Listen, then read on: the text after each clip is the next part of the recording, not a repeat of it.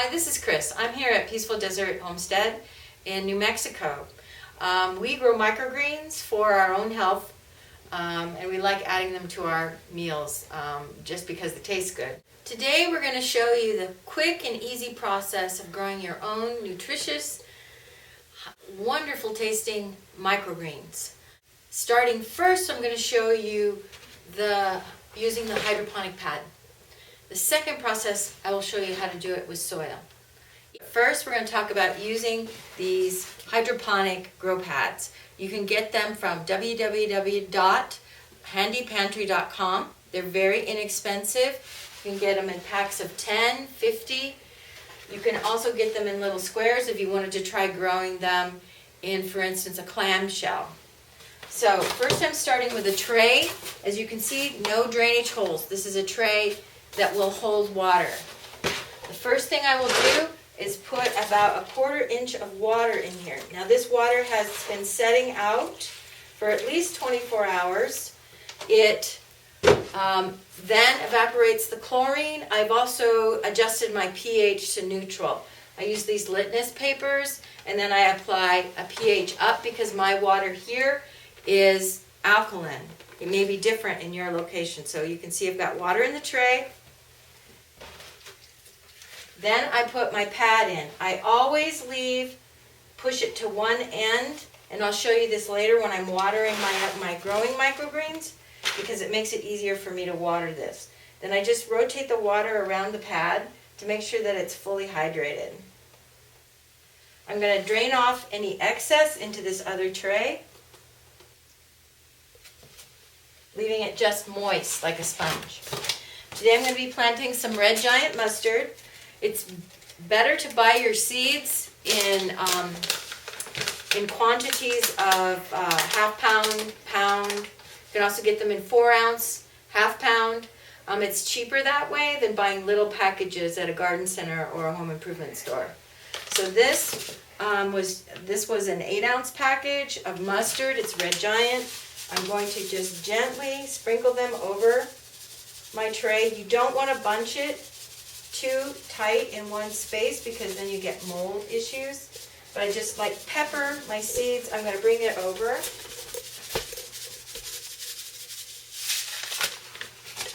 I just pepper my seeds in the tray.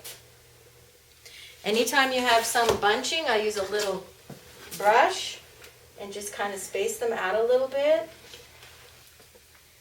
I probably used 2 ounces of seed, maybe 1.5 ounces. If I see little spaces where I don't have enough seed, I just kind of sweep it over into that area.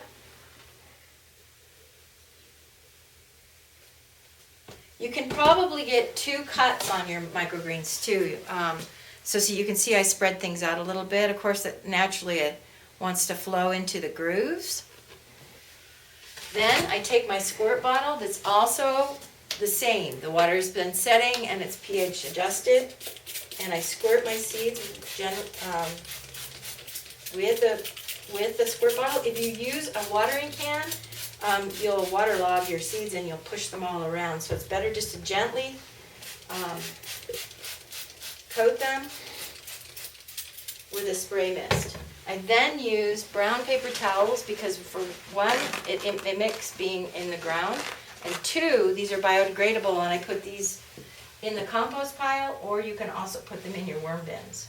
So I just set that gently over my seeds, and also spray this. I then cover this seed tray with a humidity dome. So your costs are your tray, your dome, and your grow pads, and your seed, and your paper towels. A little water. This is then put in the dark till it germinates. These seeds will probably take 2 days to germinate, and that means they burst from their seed hull. At that point, I put them under grow lights. So here you can see my light setup. It's a basic utility shelf with lights hanging from each level. I can get 4 trays per level, so that's 16 trays. Right now, because I'm just growing for our own needs, I only have 4 trays 5 trays in production, and then some of our vegetable starts growing. I always mark my trays with what I'm planting and the date I planted it. And I use these trays over and over again, cleaning them with hydrogen peroxide. Some people will recommend bleach, but it's better for the plants if you just use hydrogen peroxide. So this is the tag for the tray we just planted. I'm putting them on a dark shelf where there is no light right now until they germinate. These have been growing, as you can see. They were planted on 4/16. Today is 4/30. We've been harvesting off of them for the past few days. We use them in smoothies, we use them on sandwiches, we use them in salads. They taste great. Their flavor is more intense than the full-grown plant. I'm going to show you the second technique, and that is growing your microgreens in a tray with soil. Your bottom tray will be a solid tray that acts as a water reservoir. Your second tray will be a tray with holes in it where your soil will drain into the reservoir. So I use an organic seed starting mix. This one right now is Fox Farm Salamander soil. I like it because it doesn't have it's very fine. It holds moisture very well. And so I'm only going to put in about a 1/4 inch of soil. And some people ask me, can I reuse this soil? And I'm going to tell you no, that for sanitation reasons, it's not a good idea.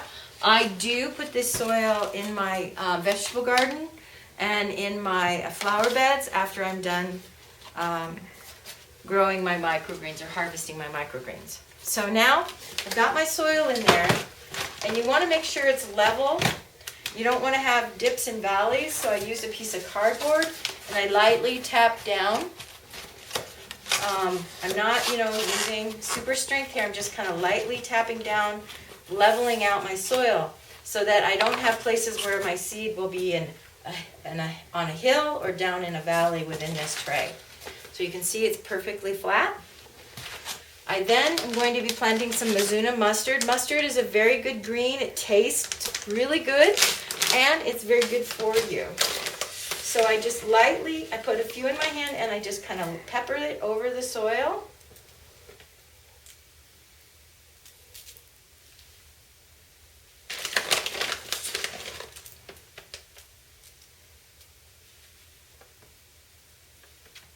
And kind of gently tap it in to the soil.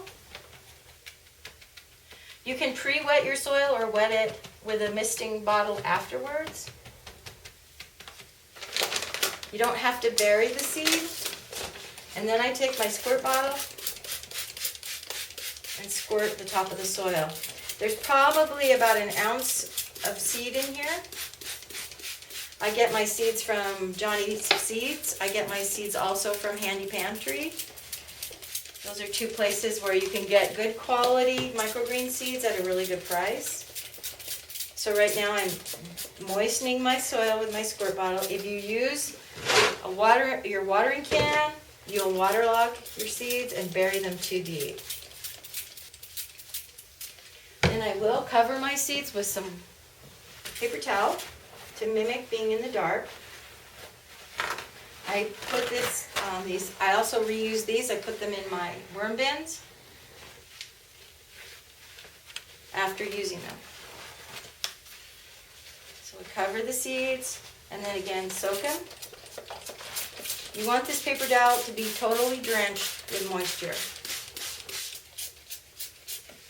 Then I cover my tray with a humidity dome. That helps to control the temperature and the moisture content. Again, I mark on a piece of tape what's planted and what the date was that I planted it. Now when I go to water these, I'm going to show you the 2 different ways I water. I will put water in the bottom tray, probably you could say a 1/4 inch.